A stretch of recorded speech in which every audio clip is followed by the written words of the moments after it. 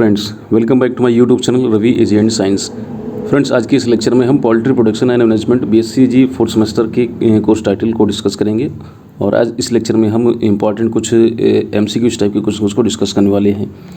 तो आइए लेक्चर को स्टार्ट करते हैं। तो पहला प्रश्न है आपका, which among the following is a poultry bird is originated from Italy with red wattle that are very popular in plain of India. तो ये कह रहा है कि निम्नलिखित में कौन सा पोल्ट्री पक्षी या कुक्कुट पक्षी है जिसमें लाल वेटल्स पाए जाते हैं और जिसका उत्पत्ति स्थान इटली है और ये भारत के मैदानी क्षेत्रों में बहुत ही ज़्यादा लोकप्रिय है।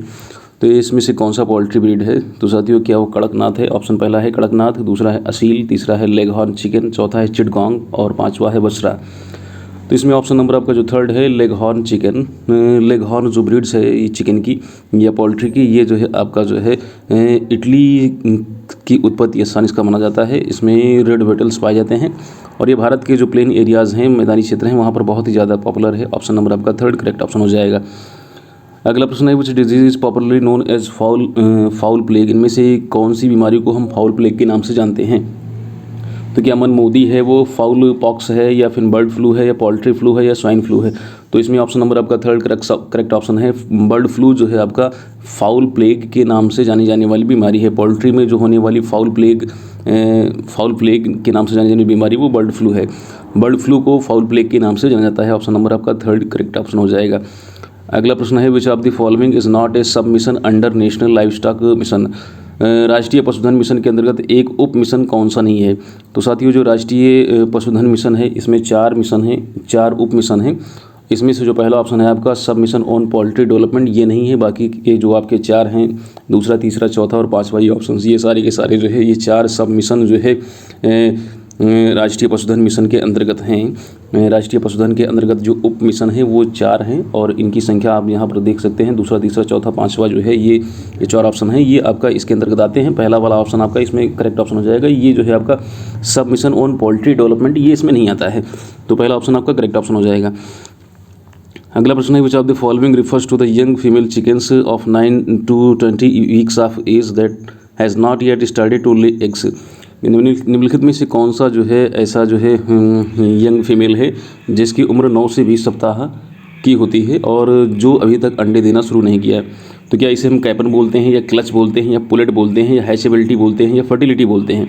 तो साथियों, इसे हम बोलते हैं पुलेट कहते हैं। ऑप्शन नंबर आपका थर्ड आपका करेक्ट ऑप्शन हो जाएगा। तीसरा जो ऑप्शन है आपका पुलेट, इसे हम पुलेट कहते हैं। ऑप्शन नंबर आपका थर्ड करेक्ट हो जाएगा। अगला प्रश्न है, the number of egg laid by a hen are consecutive days without break is called as. एक मुर्गी बिना किसी रुकावट के यानी लगातार अंडे देती रहती है तो अंडों की संख्या को हम क्या कहते हैं? तो साथियों, अंडों की संख्या को बोला जाता है क्लच। ऑप्शन नंबर आपका सेकंड करेक्ट ऑप्शन हो जाएगा। अंडों की संख्या को बोलते हैं क्लच। ऑप्शन नंबर आपका सेकंड इसमें करेक्ट ऑप्शन हो जाएगा। अगला क्वेश्चन है, आइलैंड रेड जो है एक प्रकार की ब्रीड है, तो किसकी ब्रीड है ये? तो साथियों, ये पोल्ट्री की ब्रीड है। रेड आइलैंड या कह सकते हैं आइलैंड रेड जो है आपका रोड आइलैंड रेड, वैसे आइलैंड रेड नहीं, रोड आइलैंड है, आइलैंड रेड है। ये एक पोल्ट्री की ब्रीड है। ऑप्शन नंबर आपका करेक्ट, ए वाला करेक्ट हो जाएगा। अगला प्रश्न है, निम्नलिखित में कौन सी मुर्गी की एक महत्वपूर्ण स्वदेशी नस्ल है? तो क्या असील है, या कड़कनाथ है, या चिटगोंग है? तो सारी की सारी जो है ये देसी नस्लें ही हैं। तो आपका ऑप्शन नंबर आपका चौथा करेक्ट हो जाएगा, ऑल ऑफ द एबव। ठीक है, ये आपका चौथा ऑप्शन आपका करेक्ट ऑप्शन हो जाएगा। असील भी, कड़कनाथ और चिटगोंग, ये सारी की सारी जो है आपका इंडिजियस ब्रीड हैं, देसी नस्लें हैं। अगला प्रश्न है, the foul cholera disease is poultry in caused by. ये फाउल कॉलरा जो बीमारी है पोल्ट्री में, ये किसके द्वारा होती है? मुर्गी पालन में हैजा रोग जो है इसका कारण क्या है? तो साथियों, इसका कारण बैक्टीरिया है। पहला ऑप्शन आपका करेक्ट ऑप्शन हो जाएगा। ये जीवाणु से होने वाली बीमारी होती है। जो पोल्ट्री की जो कॉलरा डिजीज़ होती है ये आपका जो है बैक्टीरिया से होने वाली बीमारी होती है।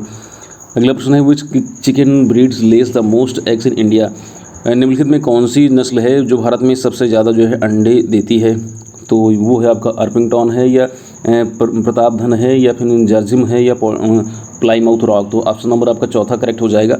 प्लाईमाउथ रॉक जो है भारत में सबसे अधिक अंडे देने वाली जो है नस्ल मानी जाती है और इसकी जो अंडे देने की जो क्षमता है वो 250 अंडे एक साल में देती है। नेक्स्ट अगला जो है प्रश्न है आपका जो है, curl toe paralysis is caused by due to the deficiency of. Poultries में खासकर पक्षियों की बात करें, पक्षियों में जो है पैर के जो अंगूठे जो होते हैं वो मुड़ जाते हैं, तो ये किसकी कमी के कारण होता है? तो साथियों, ये कमी विटामिन B2 की कमी के कारण हो जाता है। जो कर्ल टो पैरालिसिस होती है ये आपका विटामिन B2 की कमी से हो जाने वाली समस्या होती है, बीमारी होती है। अगला प्रश्न है which of the following is not typically included in poultry farming, निम्नलिखित में से क्या है जिसे हम मुर्गी पालन में शामिल नहीं करते हैं। तो साथियों पहला ऑप्शन करेक्ट ऑप्शन है काऊ यानी गाय जो है, गाय को हम पोल्ट्री फार्मिंग में कह सकते हैं मुर्गी पालन में शामिल नहीं करते हैं, ठीक है। पहला ऑप्शन आपका करेक्ट ऑप्शन हो जाएगा। बल्कि chicken, head duck, head Turkey ये सब जो है आपका पोल्ट्री फार्मिंग में इनको हम इंक्लूड करते हैं, लेकिन काऊ को नहीं करते हैं, गाय को नहीं करते हैं। पहला ऑप्शन करेक्ट ऑप्शन हो जाएगा। अगला प्रश्न है which of the following is not an important component of poultry farm management, निम्नलिखित में से कौन सा पोल्ट्री फार्म प्रबंधन का एक महत्वपूर्ण घटक नहीं है। तो साथियों देखते हैं, ऑप्शन देखते हैं। तो पहले आपका डिजीज़ फ्री ब्रीड, तो डिजीज़ फ्री ब्रीड बिल्कुल हम रखते हैं। प्रॉपर फूड भी देते हैं। डर्टी कंडीशंस ने, ऑप्शन आपका थर्ड करेक्ट ऑप्शन हो जाएगा। डर्टी कंडीशंस नहीं रखी जाती है, ये आपका इसमें जो है पोल्ट्री मैनेजमेंट का एक पार्ट नहीं होता है। डर्टी कंडीशंस नहीं, बल्कि हम सेफ फार्म कंडीशंस रखते हैं। तो ऑप्शन नंबर आपका थर्ड आपका करेक्ट ऑप्शन हो जाएगा। अगला है what is a domestic foul, इनमें से घरेलू मुर्गी कौन है। तो घरेलू मुर्गी हम किसे कहते हैं। It lives in a particular region, जो एक विशेष क्षेत्र में रहती है उसे हम घरेलू कहते हैं। या it is a foreign breed, यह विदेशी नस्ल होती है उसे हम घरेलू मुर्गी कहते हैं। या a bird kept for obtaining meat and eggs, या ऐसा पक्षी जिसे हम मांस के लिए, अंडे के लिए रखते हैं उसे हम घरेलू कहते हैं। या specific bird kept for breeding purpose, या जो है एक विशेष उद्देश्य से जो है ब्रीडिंग पर्पज़ के उद्देश्य से जिसको हम रखते हैं उसे हम डोमेस्टिक फाउल कहते हैं। तो साथियों इसमें ऑप्शन नंबर आपका थर्ड वाला सबसे बेहतर होगा। एक ऐसा पक्षी जिसे हम मांस या अंडे के उत्पादन के लिए रखते हैं उसे हम डोमेस्टिक फाउल कहते हैं। ऑप्शन नंबर आपका थर्ड वाला करेक्ट हो जाएगा। अगला प्रश्न है poultry birds which are exclusively grown for meat are called, ऐसे कुक्कुट पक्षी जिन्हें मांस के लिए पालते हैं तो उन्हें क्या कहते हैं। तो उन्हें हम कहते हैं ब्रॉयलर कहते हैं। ऑप्शन नंबर आपका डी वाला करेक्ट ऑप्शन हो जाएगा। अगर अंडों के लिए करते हैं तो उसे लेयर्स कहते हैं, ठीक है। ऑप्शन नंबर आपका डी करेक्ट ऑप्शन हो जाएगा। अगला है प्रश्न विच of the following is not a characteristic feature of A broiler, निम्नलिखित में से कौन सी ब्रॉयलर की एक विशेषता नहीं है। तो जनरली दे आर फीमेल्स, सामान्यतः वो फीमेल होते हैं। Sold in fresh and frozen form, उन्हें जो है ताज़ा और जो है कह सकते हैं कि फ्रोजन फार्म में उनको बेचा जाता है। ग्रोन फॉर 6 से 7 डेज वीक्स, उन्हें 6 से सप्ताह तक जो है उनको ग्रो किया जाता है। तो also called as table birds. तो साथियों पहला वाला इसमें जो ऑप्शन है आपका, ये इनकी विशेषता नहीं होती कि वो सभी फीमेल होते हैं। जनरली दे आर फीमेल्स, ऐसी कोई कंडीशंस नहीं है, मेल फीमेल दोनों होते हैं। तो पहला ऑप्शन आपका करेक्ट ऑप्शन हो जाएगा। ये इनकी विशेषता नहीं है कि वो फीमेल होते हैं, वो मेल भी होते हैं फीमेल भी होते हैं। पहला ऑप्शन आपका करेक्ट ऑप्शन हो जाएगा। विच of the following is not obtained by eating eggs, निम्नलिखित में से किसको खाने से, मतलब निम्नलिखित में से अंडे को खाने से क्या प्राप्त नहीं होता है। तो वो क्या है जिसको हम अंडे खाएंगे तो अंडे खाने से नहीं मिलेगा। तो प्रोटीन भी मिलता है, लिपिड्स भी मिलता है, कार्बोहाइड्रेट्स की भी मात्रा मिलती है, एल्कोहल जो है आपका ये नहीं मिलता है। तो ऑप्शन नंबर आपका डी वाला करेक्ट ऑप्शन हो जाएगा। अगला प्रश्न है which of the following is an Indian breed of poultry, निम्नलिखित में से कौन सी मुर्गी लिख लीजिए। या निम्नलिखित में से कौन सी मुर्गी की भारतीय नस्ल नहीं है। तो साथियों Basra, white leghorn, Australia या प्लाईमाउथ रॉक। तो इसमें से पहला ऑप्शन आपका करेक्ट ऑप्शन हो जाएगा। बसरा जो है आपका ये इंडियन ब्रीड है, बाकी व्हाइट लेग हॉर्न, ऑस्ट्रेलिया या प्लाईमाउथ रॉक ये सारी की सारी जो है फॉरेन ब्रीड है या एक्जॉटिक ब्रीड्स हैं। पहला ऑप्शन आपका करेक्ट ऑप्शन हो जाएगा बसरा। अगला प्रश्न है which of the following is not N exotic breed reared in India, निम्नलिखित में से कौन सी भारत में पाली जाने वाली विदेशी नस्ल नहीं है। तो भारत में पाली जाती है और विदेशी भी नहीं है। तो साथियों रोड आइलैंड ये भी आपका एक्जॉटिक ब्रीड्स है। व्हाइट लेग हॉर्न ये भी एक्जॉटिक है। प्लाईमाउथ रॉक ये भी एक्जॉटिक है। ये घाघस जो है आपका, घाघस ये इंडियन ब्रीड है या कह सकते हैं इंडिजियस ब्रीड है, ये देसी नस्ल है। तो ऑप्शन नंबर आपका डी वाला करेक्ट ऑप्शन हो जाएगा घाघस। अगला प्रश्न है which help in the formation of egg, अंडे के निर्माण में कौन सहायता करता है। तो साथियों अंडे के निर्माण में सहायता करता है मैग्नम। ऑप्शन नंबर आपका ए वाला करेक्ट ऑप्शन हो जाएगा।